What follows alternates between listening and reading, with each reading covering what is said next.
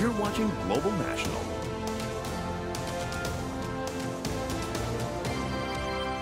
A convergence of events seems to be conspiring against the Canadian economy right now. The labor market stalled last month, pushing up the unemployment rate. Oil prices keep falling.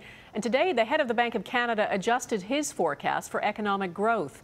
Vassy Kapelos looks at whether we're on the verge of a tipping point.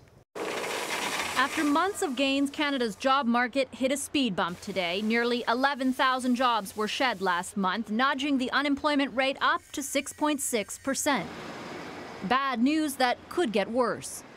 The price of oil fell off a cliff in the last half of this year. West Texas crude is sitting at $65, and if it stays there or falls further, business professor Ian Lee says all Canadians will feel the pinch.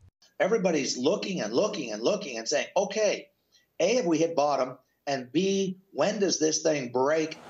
It depends on the company, but the break-even point for current oil sands projects can be as low as $35, and it's far from that now. New production is another story. The International Energy Agency says a quarter of all new Canadian oil projects are at risk when oil falls below $80. For every dollar you spend on these projects, you generate $1.60 of economic activity. So if we get into the medium term where projects are being canceled, then I think we're going to feel more pain. In the U.S., there's already pain after steady increases. Last month, new well permits decreased by 40%. Is there a price in your head that would raise red flags?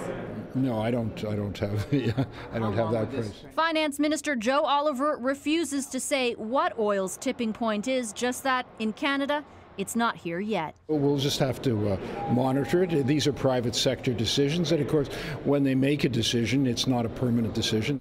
Although there haven't been decisions to shut projects down, there are signs of trouble ahead. At least one Calgary-based oil company imposed a hiring freeze, and there have been layoffs at another. Vassy Kapelos, Global News, Ottawa.